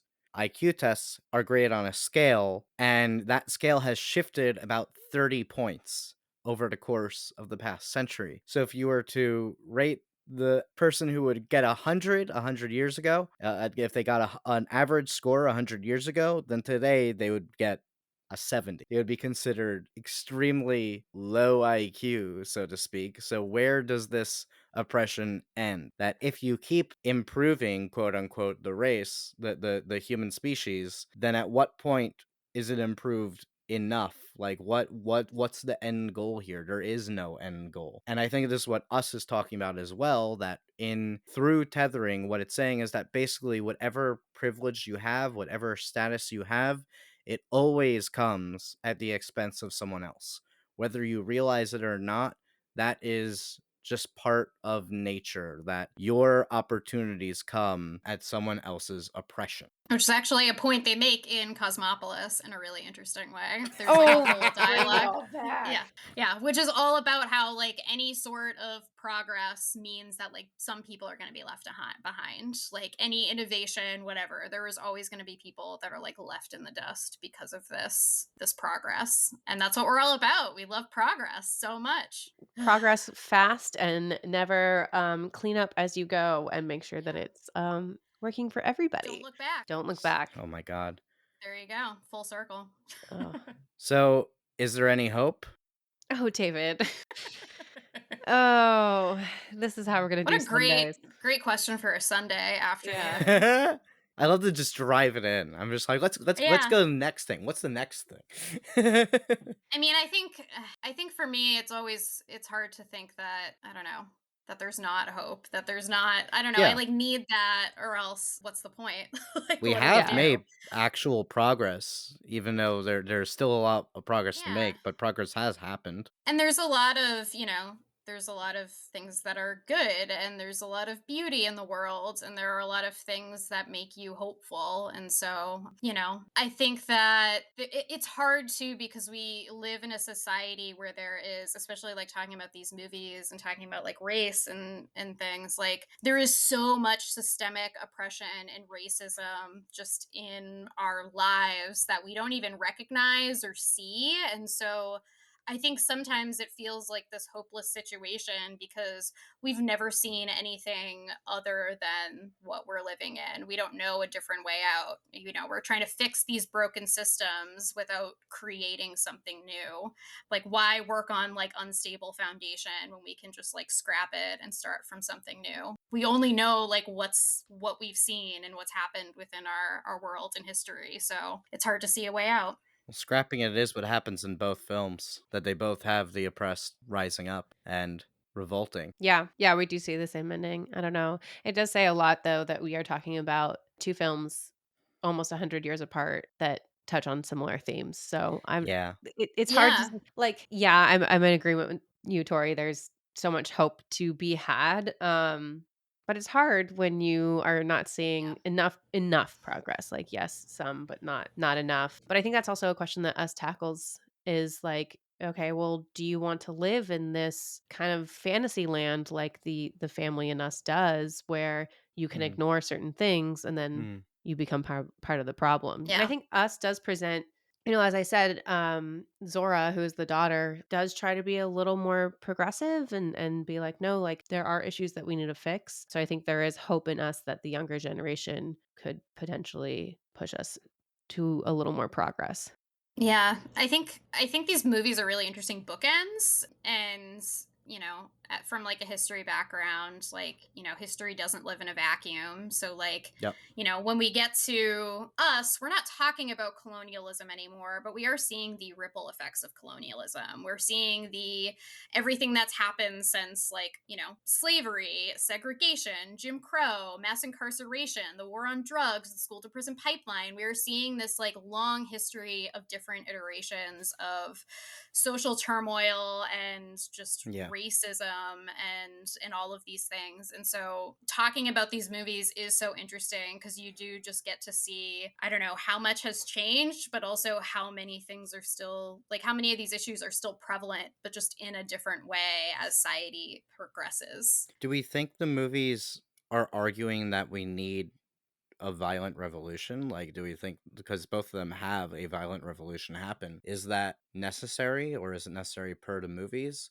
A weird connection I also like kind of just occurred to me, a little bit of an indirect one, is that we said earlier how in the book, The Island of Dr. Moreau, the lost souls are not able to sustain the society themselves, that they ultimately fall apart after after overthrowing Moreau. And in Us, because we have that Book of Jeremiah reference, in the Book of Jeremiah, Babylon does not last either. That the Babylonians, their violence ultimately becomes their undoing, and they will be usurped as well, and the Israelites will return. So I mean, that's those also weird. feel like cautionary tales from like one person who we know was pro eugenics and Yep. clearly had some racial issues, and Yeah. also from a book that has been used as a way to oppress people in many ways, also. So I don't know. Yeah, and these are horror movies also. So Yeah. Yeah. you need to kind of amplify the fear a lot in order to hit that mark, right? I mean, I guess you don't need to, but it works well for these films and hits what they need it to do. So the violence that we see in these movies is kind of more, I feel like, a metaphor. But no matter what, standing for a big change, a big upheaval, and overthrowing of the system that we have created. I mean, the American Revolution, the Civil War, like we historically, change does tend to happen through violence. Mhm. So, is that just a horror movie thing or is that kind of accurate? I mean, like, yes, but also at the same time hitting what Tori's saying in that, like, it hits a problematic nerve when we say, "Oh, but then this specific group of people are going to uprise against us." Yeah, It's yeah, like, yeah. We don't want to go Yeah. into Charles Manson race war territory. yeah. There's so much nuance in all of these, like in especially when we talk about history, like we have this like very specific like idea of like, oh yes, the Civil War was about stopping racism and Yeah. stopping slavery, Mm. and like we fought and we did it. It's like, okay, but no, first off, that's not even what the Civil War was really about. But also like there's a lot of other things that happened after that that show us differently, and so it's all of these things are much more complicated than we want them to Yeah. be. And when we talk about these stories, or taught these stories, they oftentimes lack the gray area that's actually present and try to make it much more black and white. Yeah, and I think we could go on talking about this for so long. I am really enjoying this conversation with you both, but we are hitting up on time. So I want Yes. to wrap us out here. We are going to move on to the review section. David, take it away. So now it's time for Rob's favorite part of the show, the bone review section, where we rate each movie on a scale of 1 to 4 bones. Starting us off with The Island of Lost Souls is Tori. I feel like it's like a 3 bone movie. Yeah, it's a really interesting movie to talk about, and actually, like, I think the conversation that it lended was much more interesting than the experience of actually watching it. Not that it's not an interesting movie, it's just that, like, there's a lot of, like, problematic elements that come with it and things that feel kind of dated, and so sometimes that is hard to kind of get through. And clearly there is some problematic material, both from the person that wrote the book and embedded, like, in the movie as well. But I think the fact that it lends itself to conversations like this one makes it something that is pretty important and relevant. I'll go for Island of Lost Souls. I think a 2.5 bone movie for me. It was really cool to see. It's been a while since I've seen a movie this old, and especially one with this big of production value. I mean, it's kind of crazy. It did keep my attention. I thought the story was really interesting, and the performances were of their time but worthy. Um, Dr. Moreau definitely got me with his big theatrical stuff. But yeah, I agree with Tori. I think the themes that were brought about do lend to so much more conversation and is what kept me in this film and kept me interested in the film. I do think that it was a little bit ahead of its time, but very much in its time for what it was talking about. I did enjoy the horror elements of this film a lot, and it was very beautiful. I thought the lighting specifically and the cinematography was done very well. The shadows throughout the whole entire film, for anyone that wants to go back and watch them, are so beautifully done. And the set design is fantastic. And I will end there. 2.5 bones for me. Was this both of your first watch, by the way? Yes. I had seen it before. Okay, so yes for Devin. Tori has seen it before. Cool. I love this movie. I'm also gonna give it 3 bones. I mean I'm a really big fan of these old movies. You're talking about the acting. I'm just like, I love the acting in this movie. Charles Lawton is like amazing. He's a fucking fantastic actor, and later directed one great movie, but never did again because he got bad reviews for some reason and was really upset about it.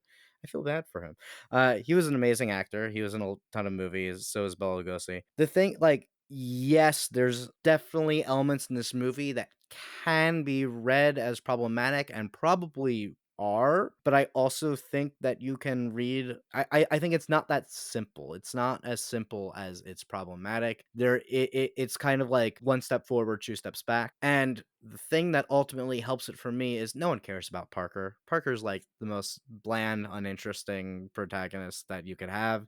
He is a nothing burger of a character. He is strictly audience surrogate and whatever. The one who winds up being not the protagonist, but the hero for me is Bela Lugosi, whose character isn't even named. He's just the sayer of the law. And he is such a fascinating, beautiful little character that is so we're given only like really 2 or 3 scenes with him, but he's so fascinating to me, and every single line he says is instantly quotable. I think it was also a revolution in makeup for the time that this was the first time they did those kinds of prosthetics, and that was a big deal.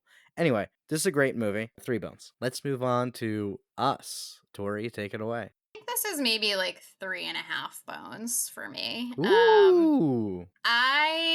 I feel like this is a movie that grows on me every time I watch it. And I think it's because it's much more complicated than Get Out was. Even though I think Get Out is probably still my favorite of his. Like it's so complicated and there are so many different ideas, which is just always something I really gravitate towards when a movie just has so many ideas. That means that when I rewatch it, I like pull different things from it, which I think is always something that really is interesting and lends itself to great conversation. I think that's another thing about this movie. When it first came out, I think everyone had really interesting conversations just because it was so different and not what people expected from Jordan Peele. I love the performances in this movie. I think it looks great and has like very iconic imagery in it that really always sticks with me. Yeah, I think it's really fascinating. And even sometimes when I'm like, I'm not sure I like this movie, I then like get into conversations like this where I talk about it and then I'm like, oh no, like I really do. Yeah. Oh, I'm gonna go in the opposite direction, I think, for this film. I'll give it a higher rating than I did before, I think, with any film, having conversations around it and seeing everything that's really in there, and the detail, obviously, in this film is so well done. So while before I would have given it a lower score, I'm gonna go again with 2.5 for this film. I am such a big plot logic person that I just have too many questions and it bothers me too much that it just nothing makes sense. Just nothing makes sense with the logic that is presented in the film. So I can't get over that. I agree. The performances are really wonderful. The structure of this overall film, I get bored. It's just it doesn't get horror enough early enough, and then it's all about running and running, and it feels very repetitive. And then we have a big monologue plot dump, and it just kind of feels messy to me, unfortunately. So I don't think it's Jordan Peele's best. I am entertained throughout the entire time. I know I just said I get bored, but the performances keep me in there. Obviously, the writing is amazing and the details are amazing. But yeah, I can't be happy about this movie just because mostly of the plot. So it's 2.5 for me. How about you, David? I'm going in between you guys. I'm going with 3 bones as well. I mean, those of us who saw our episode on Get Out, plug, we did an episode on Get Out. I gave that one a perfect 4 bones, and I stand by that. The things that I like about it, I really love about it. Like, I enjoy all the characters. I think it's creepy. I think that it's weirdly funny a lot of the time, although I remember that being more of a tonal issue than it was on rewatch. On rewatch, I felt like the laughing moments are kind of also scary a lot of the time, which really works. I mean, the best joke in the movie is like when Elizabeth Moss is getting murdered and she shouts out, Alexa, call the police. And then Alexa goes, now playing, fuck the police, and it's amazing. And before that, it was playing the Beach Boys. So it's like the song of the wealthy white people who are ignoring all the suffering around them just flips to like a song of revolution and uprising in the middle of this murder scene. And I'm like, this is perfect. It's hilarious, but it also like actually fits really well tonally and thematically. And I love it. The one big change I would make is that I would completely remove that entire bullshit explanation that Red gives at the start of the third act. I would just cut that out, and in its place, I think that's where the twist should have been, that they switched places. Because for me, I think that twist is so interesting, but you need time to process it before the movie ends. And I was curious if I would still have that problem watching it again. I did. I think that the climax would be so much more interesting if you already knew. And I want to be able to wrestle with some of these questions while I'm watching the film, instead of just, here's the twist, okay, it's over, credits, go home. So those problems, which are actual real problems, will bring it down to the 3 for me, where it could have been higher. But I love the movie. All right. Well, David, I am looking forward to your re-edit whenever you have time. That would be great. All right. Well, we had a long one today. So thank everyone for sticking with us. We just had so much to say about both of these movies, but especially thank you to Tori for coming on. Finally, we had you and we got to have an amazing conversation like I knew that we would. So once again, please tell people where to reach out to you on social. Yeah, thank you so much for having me, and it was just nice to chat with you all. This is why I loved meeting you in the first place, because we had great conversations about movies. But I'm the Neon Banshee on Twitter, Instagram, and Blue Sky, and then Tori Potenza on Letterboxd, and you can follow me there. Awesome. Definitely do it, guys. And if you want to find David and I, we are Cadaver Dogs Pod on Instagram and Twitter and TikTok. And we also are now available on YouTube, so you can catch all of our old episodes up there. Hopefully we'll have some new stuff coming for you soon, some new minisodes that will also be available on YouTube. Not our faces, just our voices, but just so you can Thank find us God. easier. You Thank can blame me God. for that. And if you have ideas of any films that you want to see us cover or any guests that you want us to have on the pod, like Tori, please hit us up at cadaverdogspodcast@gmail.com or DM us on any of those socials. Well, thank you for an amazing conversation today. See you, Mutts. Peace. That is the law. Are we not men?